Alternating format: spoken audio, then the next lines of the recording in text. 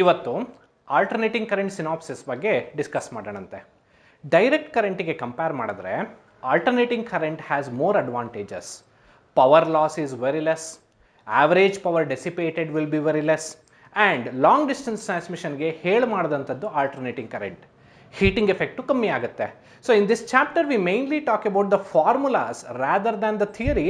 Formulas ಸ್ವಲ್ಪ ಜಾಸ್ತಿ ಇರುತ್ತೆ, ಈಸಿಯಾಗಿದೆ ಚಾಪ್ಟರು. ಕಾನ್ಸೆಪ್ಟ್ ಗೊತ್ತಿದ್ರೆ ಫಾರ್ಮುಲಾಸ್ ಹಾಕ್ಕೊಂಡು ಈಸಿಯಾಗಿ ಕ್ಯಾಲ್ಕುಲೇಟ್ ಮಾಡ್ತಾ ಹೋಗ್ಬೋದು. The first formula which comes is average potential or average current. The average current or average potential or the EMF in a circuit is given by V average equal to 2 into V naught divided by pi, where V naught is the peak value of voltage. ಅದೇ ಥರ average current is I average equal to 2 I naught by pi, where I naught is the peak value of the current. ಹಾಗಾದರೆ peak value ಕಂಡುಹಿಡಿಯೋದಕ್ಕೆ ಏನಾದ್ರು formula ಇದೆಯಾ ಅಂದರೆ general equation ಅಂತೂ ಗೊತ್ತೇ ಇದೆ. Given by V equal to V naught sine omega T plus 5, I equal to I naught sine omega T plus 5, where omega T is the angular frequency in an interval of time T and 5 is the phase difference of the wave. So ಈ ಎರಡನ್ನೂ ಇಟ್ಕೊಂಡು ನಾನು average ಕಂಡುಹಿಡಿದಾಗ we found that the average over one complete cycle is 0. ಹಾಗಾಗಿ R M S ವ್ಯಾಲ್ಯೂಗೆ ನಾನು shift ಆಗಬೇಕಾಗತ್ತೆ.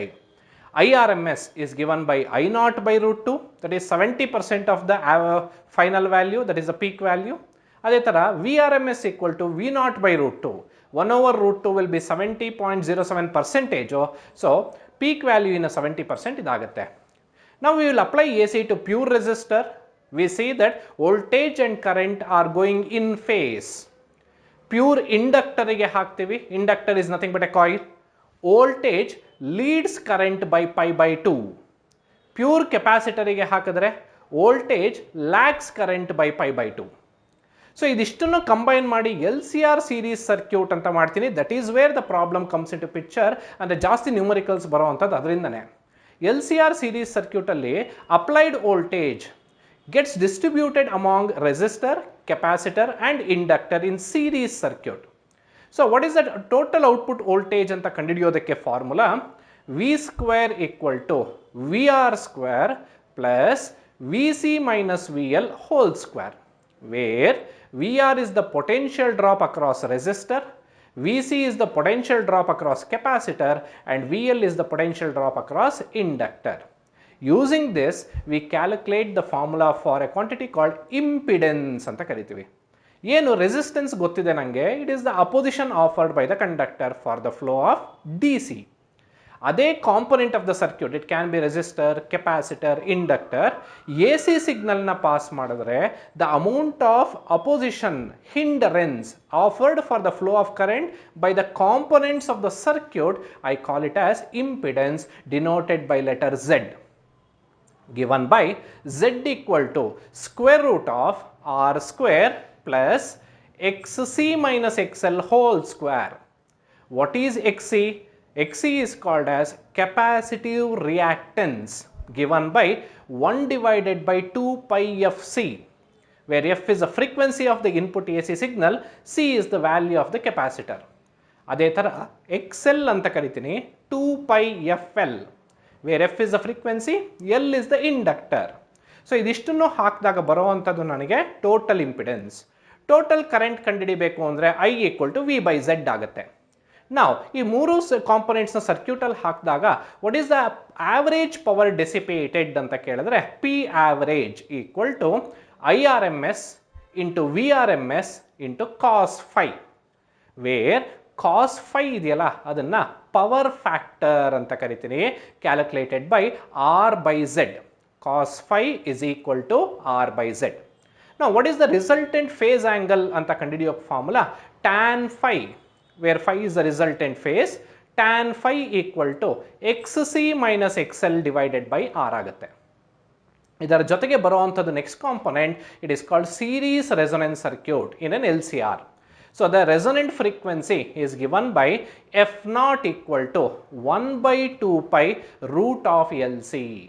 So at resonance ಏನಾಗುತ್ತೆ ಅಂತಂದ್ರೆ, at resonance XC will be equal to XL, therefore Z will be equal to R. The total impedance will be equal to the resistance of the circuit ಆಗುತ್ತೆ. ಹಾಗಾಗಿ maximum current will flow through the circuit when at resonance. ಇದಿಷ್ಟು ಆದಮೇಲೆ ಬರೋ ಅಂಥದ್ದು ನನಗೆ it is a transformer which is used to alter the potential as well as the current in an AC circuit. Step up transformer ಅಂತ ಕರಿತೀನಿ, where the voltage is stepped up, current is reduced down. Step down transformer ಅಂತ ಕರಿತೀನಿ, where voltage decreases, current increases. How you get to know that it is step up and step down ಅಂದ್ರೆ turn ratio ಅಂತ ಕರಿತೀನಿ, NS equal to, so or N turn ratio is equal to NS by NP, number of rotations in secondary to the number of rotations in primary. If NS is greater than 1, sorry, N is greater than 1, it is a step up transformer. N less than 1 ಆದರೆ step down transformer ಆಗುತ್ತೆ. ಈಸಿಯಾಗಿ solve ಮಾಡ್ಬೋದಂಥದ್ದು, equations ಇಟ್ಕೊಂಡು ಆರಾಮಾಗಿ ಒಂದಿಂದ ಇನ್ನೊಂದಕ್ಕೆ substitute ಮಾಡಿಕೊಂಡು ಒಂದಷ್ಟು shortcuts ಇದೆ, ಅದಷ್ಟನ್ನು ಕ್ಲಾಸ್ ರೂಮ್ ಡಿಸ್ಕಷನ್ನಲ್ಲಿ ನೋಡೋಣಂತೆ. Thank you. ನಮಸ್ತೆ ಸ್ಟೂಡೆಂಟ್ಸ್. ಇವತ್ತು ನಾವು ಮಾಡಕ್ಕೆ ಹೊರಟಿರುವಂಥ ಟಾಪಿಕ್ಕು ಆಲ್ಟರ್ನೇಟಿಂಗ್ ಕರೆಂಟ್. ತುಂಬ ಸುಲಭವಾದ ಟಾಪಿಕ್ಕು. ಇಕ್ವೇಷನ್ಸ್ ಗೊತ್ತಾದರೆ easily you can carry out with the numericals. Minimum 2 question ಬರುತ್ತೆ CETಗೆ. ಸ್ವಲ್ಪ ಲಾಜಿಕ್ ಯೂಸ್ ಮಾಡಿದ್ರೆ, ಶಾರ್ಟ್ಕಟ್ಸ್ನ ಯೂಸ್ ಮಾಡಿದ್ರೆ ಈಸಿಯಾಗಿ ಅನಲೈಸ್ ಮಾಡ್ತಾ ಹೋಗ್ಬೋದಾದಂಥ ಚಾಪ್ಟರು. ಸೊ ಶುರು ಮಾಡೋಣವಾ? ನೋಡಿ, ಮೊದಲನೇ ಕ್ವಶನ್ ನೋಡಿ. If 10 volt B the mean value means average value of the alternating current, then the RMS value and peak value ಕೇಳಿದ್ದಾರೆ. ಸೊ ಏನು ಕೊಟ್ಟಿದ್ದಾರೆ? ಮೀನ್ ವ್ಯಾಲ್ಯೂ ಆಫ್ ಕರೆಂಟ್ IM ಅಂತ ಕರ್ಕೋತೀನಿ. ಇದೆಲ್ಲ ಫಾರ್ಮುಲಾ ಬೇಸ್ ಕ್ವಶನ್ಸೇ ಜಾಸ್ತಿ ಇರೋದು. ಏನು? 2I0 divided by pi is the mean value and RMS value is the formula. ಏನು? RMSಗೆ I0 by √2. So ಅಲ್ಲಿಗೆ ನಂಗೆ I0 ಕಂಡುಹಿಡಿಯಬೇಕು, ಏಕೆಂದರೆ they have as the peak value. I0 is the peak value, but I mean ಕೊಟ್ಟಿರೋದ್ರಿಂದ I can calculate the value of peak. ಹೇಗೆ? I0 will be equal to ಏನಾಗುತ್ತೆ ನೋಡಿ, IM into pi divided by 2 ಆಗುತ್ತೆ. Mean value is given to be 10 into pi by 2 which is equal to 5 pi. Approximate ಆಗಿ, ಯಾಕೆಂದರೆ values ಕೊಟ್ಟಿರೋದ್ರಿಂದ approximately 5 into 3.141 15 point something ಬರುತ್ತೆ. Okay, 15.5 ಅಥವಾ 15.6 ampere ಆ ರೇಂಜಲ್ಲಿ ಬರುತ್ತೆ. ಸೊ 15.7 ಯಾವ ಆಪ್ಷನ್ಲಿದೆ ಅಂದರೆ I have in option 3 as well as in option 1. Option 3, 1 ಎರಡರಲ್ಲೂ ಇದೆ. But you should be very careful. ಮುಂದಿನ ಮಾಡೋದೇ ಬೇಡ, ಆನ್ಸರ್ ಕಂಡುಹಿಡಿಬೋದು. ಯಾಕೆ? ಆರ್ಡರ್ ಕೇಳಿರೋದು ನೋಡಿ. ಫಸ್ಟ್ ಯಾವುದು? RMS ವ್ಯಾಲ್ಯೂ ಫಸ್ಟ್ ಕೇಳಿದ್ದಾರೆ, ಆಮೇಲೆ ಪೀಕ್ ವ್ಯಾಲ್ಯೂ ಕೇಳಿದ್ದಾರೆ. ಇಲ್ಲಿ ನನಗೆ ಬಂದಿದ್ದು 15.5 ಐ ಏನಿದು ಪೀಕ್ ವ್ಯಾಲ್ಯೂ I0 ಬಂದಿರೋದು. ಸೊ ಪೀಕ್ ವ್ಯಾಲ್ಯೂ ಸೆಕೆಂಡ್ ಇರಬೇಕು. ಸೊ ಸೆಕೆಂಡ್ ಇರೋದು ಆಪ್ಷನ್ 3 ಅಲ್ಲೇ ಅಲ್ವಾ? So option 3 is the answer. Even though option 1 seems to be correct, I am not going to go for it because the order in which they have asked is different. So ಇದನ್ನು ಮಾಡ್ಬಿಡೋಣಂತೆ. RMS ವ್ಯಾಲ್ಯೂನು ಮಾಡಿಬಿಡ್ತೀನಿ. ನೋಡಿ, RMS value ಎಷ್ಟು ಬಂತು? RMS value is 15.7 divided by √2. √2 is 1.414. So 15.7 by 1.4 ಮಾಡಿದ್ರೆ approximately 11 point something ಬರುತ್ತೆ, which we have it in option 3. So ಯಾವ್ದಾದ್ರು ಒಂದು ಆನ್ಸರ್ ಕಂಡುಹಿಡ್ಕೊಂಡ್ರೆ ಸಾಕು, ಆರ್ಡರ್ ನೋಡಿಕೊಂಡ್ರೆ ಎರಡನೇದು ಸಿಕ್ಬಿಡುತ್ತೆ. Move on to the next one. ಇಲ್ಲೇನು ಕೇಳಿದ್ದಾರೆ? A steady current of 5 ampere. Steady current means I will call it as DC current. Produces a certain amount of heat in a conductor in a certain interval of time. The peak value ಕೇಳಿದ್ದಾರೆ. The peak value of AC current which produces half the amount of heat. ಇಲ್ಲಿ ಎಷ್ಟು produce ಆಗ್ತಾ ಇತ್ತೋ ಅದರ ಅರ್ಧ produce ಆಗಬೇಕು in the same conductor in the same interval of time. Interval of time same ಇದೆ. ನಾವು ಕರೆಂಟ್ ಬಗ್ಗೆ ಮಾತಾಡಿರೋದ್ರಿಂದ what is the formula for heat dissipated in a resistor or in a conductor is given by I²RT. Correct? ಇದು DC ಗಾಯಿತು. ಅದೇ AC ಗಾದರೆ H for AC will be I RMS square RT ಆಗುತ್ತಲ್ವಾ. ಏಕೆಂದರೆ ಜ್ಞಾಪಕ ಇಟ್ಕೊಳ್ಳಿ, in A ಸಿಯಲ್ಲಿ current flowing through a resistor or current flowing through any component is 5 ampere ಅಂತ ಕೊಟ್ಟರೆ it is understood that it is RMS value of current. Voltage applied is 220 volt ಅಂದರೆ it is understood it is 220 volt which is the RMS voltage. ಸುಮ್ಮನೆ voltage current ಅಂತ ಕೊಟ್ಟರೆ RMS in A C, ಇಲ್ಲ ಅಂದರೆ peak value average value ಅಂತ last ಪ್ರಾಬ್ಲಮಲ್ಲಿ mention ಮಾಡಿದ್ರಲ್ಲ ಆ ಥರ ಮೆನ್ಷನ್ ಮಾಡ್ತಾರೆ. ನಾವು ನನಗೇನು ಬೇಕಾಗಿದೆ ಇಲ್ಲಿ, I need to calculate the peak value of current which produces half the heat ಅಂತ ಹೇಳಿದ್ದಾರೆ. ಸಿ ದಿಸ್ ಈಸ್ ಈಕ್ವೇಷನ್ 1 ಆಗೋಯ್ತು, ಹೌದಾ. ಸೆಕೆಂಡ್ ಈಕ್ವೇಷನ್ ನೋಡಿ, half the heat H/2 equal to IRMS square into RT. Equation 2 ತಗೋತೀನಿ. I will divide both the equations. Equation 1 and 2ನ divide ಮಾಡಿದ್ರೆ ಏನಾಗುತ್ತೆ ನೋಡಿ, H divided by H/2 equal to I square RT divided by IRMS square RT. So RT cancel ಆಯಿತು, ಹೆಚ್ಚು cancel ಆಯಿತು, 2 ಮೇಲಕ್ಕೆ ಹೋಯಿತು. So 2 equal to I, they have given the current I which is 5 ampere, ಅಲ್ಲಿಗಿದ್ದು 25 ಆಯಿತು divided by IRMS square ಆಯಿತು. Correct. Now, ನಾನು IRMS ಸ್ಕ್ವೇರ್ನ ಕಂಡುಹಿಡಿಯೋಣ. IRMS ವಿಲ್ ಬಿ 5/√2 ಆಗುತ್ತೆ, ಯಾಕೆಂದರೆ ಆ ಕಡೆ ಹೋದರೆ √25/2 will be 5/√2. This is RMS.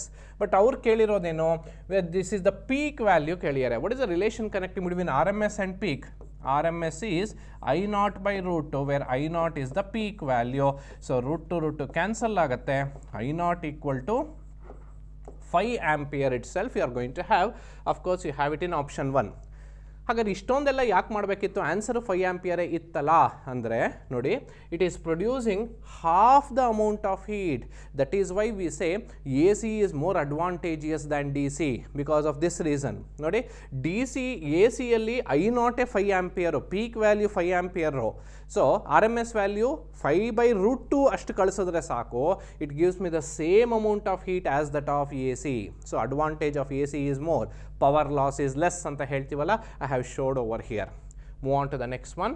Yes, one of the interesting question, and I will say this question as a star question anta karitini because it is one of the important. It has repeated thrice in your CET. 3 ಬಾರಿ ಕೇಳಿದ್ದಾರೆ. Voltage and of an AC source varies as ಒಂದು equation ಕೊಟ್ಬಿಟ್ಟಿದ್ದಾರೆ. ಏನು, 100 sin 120 pi t cos 120 pi t. ಏನು ಕೇಳಿದ್ದಾರೆ? They have asked you to calculate the voltage frequency ಕೇಳಿದ್ದಾರೆ. ಅದು peak value of voltage. Peak value of voltage and frequency. ನನಗೆ ಗೊತ್ತಿರುವಂಥ equation ಯಾವುದು ಅಂದರೆ it is this, V equal to V0 sin omega t plus phi is the general equation for voltage. But ಇಲ್ಲಿ they have given in 2 components, cos ಮತ್ತು sin component ಅಲ್ಲಿ ಕೊಟ್ಟಿದ್ದಾನೆ. So ಹಾಗಾಗಿ I need to somehow rearrange the function so that I will get a single equation. ನೋಡಿ, ಆ ಈಕ್ವೇಷನ್ನ ಹೀಗೆ ಬರಿಬೋದಾ ನಾನು? Can I write this equation like this? 50 into 2 sin 120 pi t into cos 120 pi t. Since the value in the bracket remains the same, 120 pi t ಇರೋದ್ರಿಂದ, of course t is here, 120 pi t ಇರೋದ್ರಿಂದ ಈ ಥರ ಬರಿಬೋದು. Now, look into this factor in the bracket. Is it not of the form 2 sin theta cos theta? ಇದೆ ಅಲ್ವಾ? 2 sin 120 pi t cos 120 pi t. ಏನು 2 sin theta cos theta ಏನು ಟ್ರಿಗ್ನೋಮೆಟ್ರಿಯಲ್ಲಿ ಹೇಳಿರ್ತಾರೆ, sin 2 theta. So ಇದು 50 ಹಾಗೆ ಇದೆ, sin 2 theta 2 into 120 pi t ಆಗುತ್ತೆ. So 240 pi t ಆಗುತ್ತೆ ಅಲ್ವಾ? ಈಗ ನಾನು ಸ್ಟ್ಯಾಂಡರ್ಡ್ ಇಕ್ವೇಷನ್ ಜೊತೆ ಇದನ್ನ ಈಕ್ವೇಟ್ ಮಾಡ್ತೀನಿ, ಅಥವಾ ಕರೆಸ್ಪಾಂಡಿಂಗ್ ಕೊಯಿಫಿಷಿಯೆಂಟ್ಸ್ನ ನಾನು ಈಕ್ವೇಟ್ ಮಾಡೋಣ. V0 ಜಾಗದಲ್ಲಿ ಏನಿದೆ 50 ವೋಲ್ಟ್ ಅಲ್ವಾ? ಸೊ V0 ಜಾಗದಲ್ಲಿ they have asked you to calculate the peak value. 50 volt ಇದೆ. ಸೊ V0 50 ಬಂತು. ಆಪ್ಷನ್ ಯಾವುದಿದೆ? ಆಪ್ಷನ್ 2 ಇದೆ, ಆಪ್ಷನ್ 3 ಇದೆ. ಆಪ್ಷನ್ 1 and 4 ಆಗಲ್ಲ, ಯಾಕೆಂದರೆ 100 ವೋಲ್ಟ್ ಅಂತ ಕೊಟ್ಟಿದ್ದಾರೆ. Next I need to calculate this. Omega ಜಾಗದಲ್ಲಿ ಏನಿದೆ? 240 pi t. Correct? What is omega? Omega is nothing but 2 pi f equal to 240 pi t. So 2 pi ಇಲ್ಲಿ ಕ್ಯಾನ್ಸಲ್ ಆಗಿ 120, ಅಫ್ಕೋರ್ಸ್ ಟಿ ಬರಲ್ಲ ಇಲ್ಲಿ. ಸೊ 240 pi ಅಷ್ಟೇ ಇರೋದು ಈ ಈಕ್ವೇಷನಲ್ಲಿ. ಸೊ ಎಫ್ ಎಷ್ಟಾಯಿತು? 120 ಹರ್ಟ್ಸ್. ಯಾವ ಆಪ್ಷನ್ನಲ್ಲಿದೆ? 120 hertz, I have it in option 3 is the right answer, whereas option 2 is not a right answer because even though half of the answer same itto, the other half didn't work for me. So trial and error method ಈ chapter ಅಲ್ಲಿ ತುಂಬಾ ಈಸಿಯಾಗಿ workout ಆಗುತ್ತೆ. Move on to the next. A current is made up of one of the beautiful twisted question ಅಂತ ಕರಿತೀನಿ. ತುಂಬ simple ಆಗಿದೆ, but maximum students have done a mistake while doing this question. ಇದು ಅಷ್ಟೇ ನಿಮ್ಮ ಸಿ ಇ ಟಿಯಲ್ಲಿ 3 ಸಲ ಕೇಳಿರುವಂಥ question. A current consist of 2 components, D C of 2 ampere and A C of 2√2 sin omega t. Equation of the resultant current ಅಂತ ಕೇಳಿದ್ದಾರೆ. ಯಾವಾಗಲೂ ನನಗೆ ಎಲೆಕ್ಟ್ರಿಕಲ್ ಅಪ್ಲಯನ್ಸಸ್ಸಲ್ಲಿ ಬರಬೇಕಾದ್ರೆ ಎ ಸಿ ಬರುತ್ತೆ, 220 ವೋಲ್ಟ್ 50 ಹರ್ಟ್ಸ್ 5 ಆಂಪಿಯರ್ ಡೊಮೆಸ್ಟಿಕ್ಕಿಗೆ ಸಪ್ಲೈ ಮಾಡುವಂತಹ ಎ ಸಿ ಸಿಗ್ನಲ್ಲು. ಇದನ್ನು pass ಮಾಡಿ D C ಆಗಿ ಕನ್ವರ್ಟ್ ಮಾಡ್ತೀನಿ. ಹೇಗೆ? ಕೆಲವು ಎಲೆಕ್ಟ್ರಾನಿಕ್ ಗ್ಯಾಡ್ಜೆಟ್ಸಲ್ಲಿ ರೆಕ್ಟಿಫೈಯರ್ ಅನ್ನೋ ಎಕ್ವಿಪ್ಮೆಂಟ್ನ ಯೂಸ್ ಮಾಡಿ ಕನ್ವರ್ಟ್ ಮಾಡ್ತೀನಿ. ಕಂಪ್ಲೀಟ್ 100% ಕನ್ವರ್ಷನ್ ಆಗುತ್ತಾ ಅಂತ ಕೇಳಿದ್ರೆ ಮಕ್ಕಳೇ, ಖಂಡಿತ ಆಗಲ್ಲ. ಸ್ವಲ್ಪ ಎ ಸಿ ನುಸುಳ್ಕೊಂಡು ಬಂದ್ಬಿಟ್ಟಿರುತ್ತೆ ಅಲ್ಲಿ. ಸೊ ಅದನ್ನು ತೆಗಿಯೋದಕ್ಕೆ ಫಿಲ್ಟರ್ ಸರ್ಕ್ಯೂಟ್ಸ್ ಅಂತ ಇದೆ, ಅದ್ರ ಬಗ್ಗೆ ಜಾಸ್ತಿ ತಲೆ ಕೆಡಿಸ್ಕೊಳ್ಳೋದು ಬೇಡ ನಾವು. ಸೊ ಎ ಟೋಟಲ್ ಕರೆಂಟ್ ಯಾವಾಗಲೂ ಜ್ಞಾಪಕ ಇರಲಿ, total current is the sum of the individual components of the current. So ಇಲ್ಲಿ A C plus D C ಎರಡು ಕಾಂಪೊನೆಂಟು ಕೂಡ್ಕೊಂಡು ಬಂದರೆ total current. So it is 2 + 2√2 sin omega t. ಹೌದಾ? Current ಯಾವತ್ತೂ add ಆಗುತ್ತೆ ಹೊರತು ಸಬ್ಟ್ರಾಕ್ಟ್ ಆಗಲ್ಲ. So 2 - 2√2 sin omega t is ruled out. ಡಿವಿಷನ್ನೂ ಆಗಲ್ಲ, ಇದು ಆಗ್ತಾ ಇಲ್ಲ. So the option 1 is 2 + 2√2 sin omega t is the answer for this one.